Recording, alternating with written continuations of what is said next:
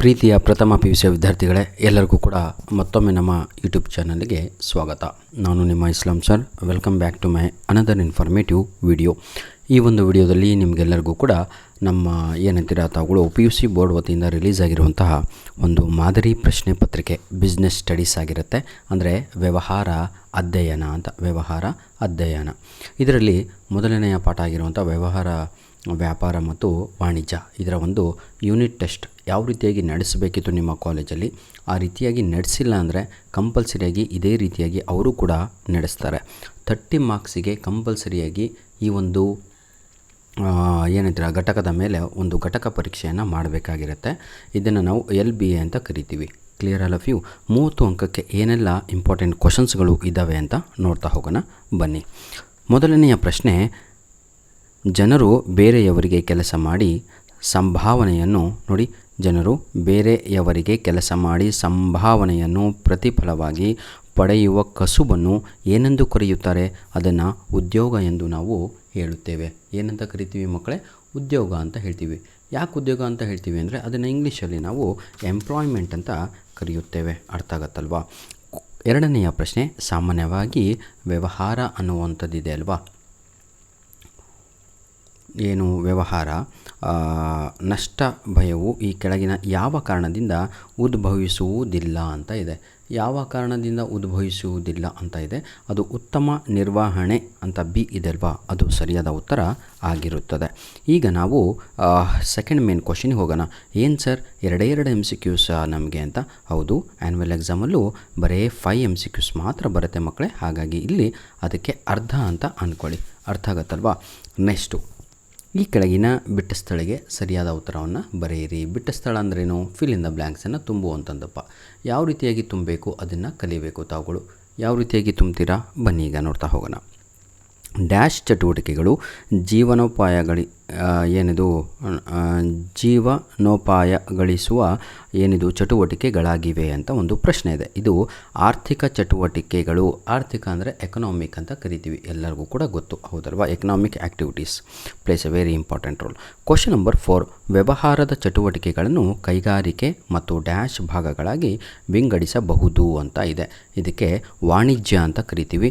ಇದನ್ನೇ ನಾವು ಕಾಮರ್ಸ್ ಅಂತ ಇಂಗ್ಲೀಷಲ್ಲಿ ಹೇಳ್ತೀವಿ ಮಕ್ಕಳೇ, ಅಷ್ಟೇ. ಕ್ವಶನ್ ನಂಬರ್ 5, ಲಾಭವು ನಷ್ಟ ಭಯ ಎದುರಿಸುವುದರ ಡ್ಯಾಶ್ವಾಗಿದೆ ಅಂತ ಇದೆ. ಇದಕ್ಕೆ ಸರಿಯಾದ ಉತ್ತರ ಏನಂತೀರ ತಾವುಗಳು? ಪ್ರತಿಫಲವಾಗಿದೆ ಅಂತ. ಇದನ್ನೇ ತಾವುಗಳು ಇಂಗ್ಲೀಷನ್ನೆಲ್ಲ ಏನಂತ ಹೇಳ್ತೀರಾ ಹೇಳಿ? ರಿವಾರ್ಡ್ ಅಂತ ಕರಿತೀವಿ ಅಷ್ಟೇ, ಮತ್ತೆ ಏನೂ ಇಲ್ಲ, ಪ್ರತಿಫಲ ಅಂತ. ಹೊಂದಿಸಿ ಬರೆಯಿರಿ. ಇದು ಕೂಡ 3 ಇದೆ. ಏನು ಸರ್ ಬರೀ 3? ಎಕ್ಸಾಮಲ್ಲಿ 5 ಬರುತ್ತೆ, ಇಲ್ಲಿ 3 ಕೊಟ್ಟಿದ್ದಾರೆ. ಈಗ ವೃತ್ತಿ ಅಂತ ಇದೆ. ವೃತ್ತಿ ಅಂದರೆ ಈಗ ತಾನೇ ನಾವು ಅದರ ಬಗ್ಗೆ ಓದಿದ್ವಿ. ವೃತ್ತಿ ಅಂದರೆ ಏನು ಮಕ್ಕಳೇ ಹೇಳಿ ನೋಡೋಣ? Very good. ಅದನ್ನು ನಾವು ಆರ್ಥಿಕ ಚಟುವಟಿಕೆ ಅಂತ ಕರಿತೀವಿ. ಆವಿಷ್ಕಾರ ಅಂತ ಇದೆ. ಇದಕ್ಕೆ ನಾವು ಏನಂತ ಹೇಳ್ತೀವಿ? ಆಧುನಿಕ ವ್ಯವಹಾರದ ಪ್ರಮುಖ ಉದ್ದೇಶ ಅಂತ, ಅಂದರೆ ಮಾಡರ್ನ್ ವರ್ಲ್ಡ್ ಅಂತ. ಆಯಿತಾ? ಲಾಸ್ಟ್ ಒನ್, ಭೌತಿಕ ಸೌಲಭ್ಯಗಳು ಅಂತ ಇದೆ. ಇದಕ್ಕೆ ಸರಿಯಾದ ಉತ್ತರ ಬಂದು ಯಂತ್ರೋಪಕರಣ ಅಂದರೆ ಇಂಡಸ್ಟ್ರಿಯಲ್, ಆಯಿತಾ, ಕಟ್ಟಡ ಇತ್ಯಾದಿಗಳು ಅಂತ. ಇದನ್ನು ತಾವುಗಳು ನೆನ್ಪಿಟ್ಕೋಬೇಕು. ಮೆಷಿನ್ಸು, ಇಕ್ವಿಪ್ಮೆಂಟ್ಸು, ಬಿಲ್ಡಿಂಗ್ಸು ಇದನ್ನೆಲ್ಲ ಅದು ಒಳಗೊಂಡಿರುತ್ತೆ. ನೆಕ್ಸ್ಟು ಯಾವುದು? ಕ್ವಶನ್ ನಂಬರ್ 4, ಈ ಕೆಳಗಿನ ನೋಡಿ ಎಷ್ಟು ಈಸಿಯಾಗಿದೆ ಆಯಿತಾ?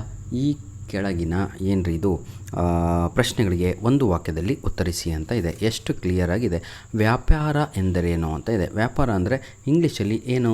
ಬಿಸ್ನೆಸ್ ಅಂತ ಕರಿತೀರಾ, ಹೌದಾ? ಅಲ್ಲ, ಅದನ್ನು ಟ್ರೇಡ್ ಅಂತ ಕರಿತೀವಿ. ಇಷ್ಟು ವ್ಯತ್ಯಾಸ ತಮಗೆ ಗೊತ್ತಿರಬೇಕು. ವ್ಯಾಪಾರ ಎಂದರೇನು ಅಂತ ಇದೆ. ಏನೂ ಇಲ್ಲ ಕಣ್ರಿ, ಒಂದು ಏನಂತೀರ ತಾವುಗಳು ಸರಕು ಮತ್ತು ಸೇವೆಗಳ ಖರೀದಿ ಹಾಗೂ ಮಾರಾಟವನ್ನೇ ನಾವು ಏನಂತೀರ ವ್ಯಾಪಾರ ಅಂತ ಕರಿತೇವೆ. ಅದನ್ನೇ ತಾವುಗಳು ಇಂಗ್ಲೀಷಲ್ಲಿ ಸ್ವಲ್ಪ ನಿಮ್ಗೆ ಅರ್ಥ ಆಗಬೇಕು ಅಂದರೆ ಇಂಗ್ಲೀಷ್ ಮೀಡಿಯಂ ಮಕ್ಕಳಿಗೆ ಅದನ್ನು ತಾವುಗಳು ಸೇಲು ಅಥವಾ ಟ್ರಾನ್ಸ್ಫರ್ ಅಥವಾ ಎಕ್ಸ್ಚೇಂಜ್ ಆಫ್ ಗೂಡ್ಸ್ ಅಂತ ಕರಿತೀವಿ. ಅರ್ಥ ಆಗುತ್ತಲ್ವ? ಅದನ್ನೇ ನಾವು ಇಲ್ಲಿ ವ್ಯಾಪಾರ ಅಂತ ಕರಿತೀವಿ, ಟ್ರೇಡ್ ಅಂತ ಕರಿತೀವಿ. ಆಯಿತಾ?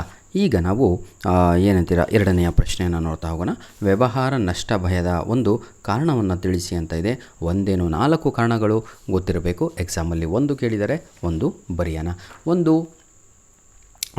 ಏನಂತೀರ ತಾವುಗಳು ಸರ್ಕಾರದ ನೀತಿಗಳ ಬದಲಾವಣೆ ಆಗಿರ್ಬೋದು, ಅಥವಾ ನ್ಯಾಚುರಲ್ ಕಾಸಸ್ ಆಗಿರ್ಬೋದು, ಎಕನಾಮಿಕ್ ಕಾಸಸ್ ಆಗಿರ್ಬೋದು. ಎಕನಾಮಿಕ್ ಅಂತ ಹೇಳಿದರೆ ಆರ್ಥಿಕ ಅರ್ಥ ಆಗುತ್ತಲ್ವ, ಕಾಸಸ್ ಆಯಿತಾ, ಕಾರಣಗಳು ಅಂತ. ಆರ್ಥಿಕ ಕಾರಣ ಆಗಿರ್ಬೋದು, ಹ್ಯೂಮನ್ ಕಾರಣಗಳಾಗಿರ್ಬೋದು, ಅಥವಾ ನ್ಯಾಚುರಲ್ ಕಾಸಸ್ ಅಂತ ಕರಿತೀವಿ.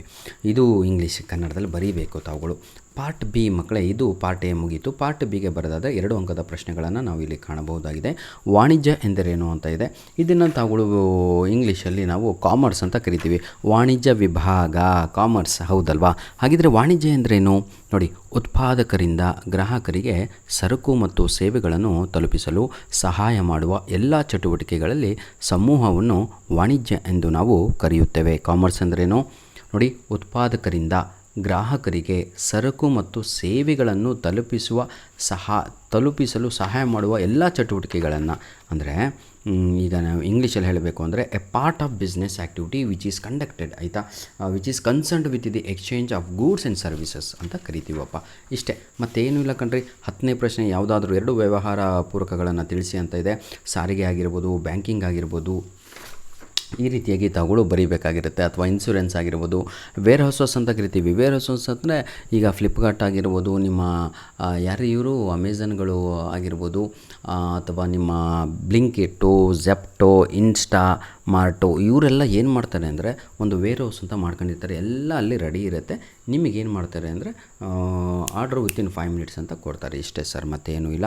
ವ್ಯವಹಾರ ನಷ್ಟ ಭಯ ಎಂದರೇನು, ಇವೆಲ್ಲ ಬರೀತೀರ ಯಾಕಂದ್ರೆ ಭಾಳ ಈಸಿ, ಏನೂ ಇಲ್ಲ. ಆಪ್ಷನ್ ಡಿಗೆ ಹೋದರೆ ನಾವು 8 ಅಂಕದ ಪ್ರಶ್ನೆಗಳನ್ನು ನೋಡ್ಬೋದು. ಆಯಿತಾ, ಧನ್ಯವಾದಗಳು ವಿದ್ಯಾರ್ಥಿಗಳೇ. God bless you all the best. ಏನಾದರೂ ಡೌಟ್ ಇದ್ದಲ್ಲಿ ತಾವುಗಳು ಕಮೆಂಟ್ ಮುಖಾಂತರ ತಿಳಿಸಿ ಅಂತ ಹೇಳ್ತಾ ವಿಡಿಯೋನ ಇಲ್ಲಿಗೆ ಮುಗಿಸ್ತಾ ಇದ್ದೇನೆ. ಧನ್ಯವಾದಗಳು. ಯಾರಿಗೆಲ್ಲ ಈ ಪ್ರಶ್ನೆ ಪತ್ರಿಕೆ ಬೇಕು, ಇದೇ ವಿಡಿಯೋದ ಡಿಸ್ಕ್ರಿಪ್ಷನ್ ಬಾಕ್ಸಿನ ಕೆಳಗಡೆ ಲಿಂಕನ್ನು ಕೊಟ್ಟಿರ್ತೇನೆ, ಉಚಿತವಾಗಿ ಡೌನ್ಲೋಡ್ ಮಾಡಿಕೊಳ್ಳಿ. ಧನ್ಯವಾದಗಳು. ಮುಂದಿನ ವಿಡಿಯೋ ಯಾವುದು ಬೇಕು ಅಂತ ಕಮೆಂಟಲ್ಲಿ ತಿಳಿಸಿ ಅಂತ ಹೇಳ್ತಾ ವಿಡಿಯೋನ ಇಲ್ಲಿಗೆ ಮುಗಿಸ್ತಾ ಇದ್ದೇನೆ. God bless you all the best. ನಿಮ್ಮ ಪ್ರೀತಿ ಸದಾ ನಮ್ಮ ಯೂಟ್ಯೂಬ್ ಚಾನಲಿನ ಮೇಲೆ ಹಾಗೂ ನಮ್ಮ ಮೇಲೆ ಟ್ರಸ್ಟ್ ಇಟ್ಟಿದ್ದೀರಲ್ವ, ಅದು ಸದಾ ಹಾಗೆ ಇರಲಿ ಅಂತ ಹೇಳ್ತಾ ವಿಡಿಯೋನ ಮುಗಿಸ್ತಾ ಇದ್ದೇನೆ.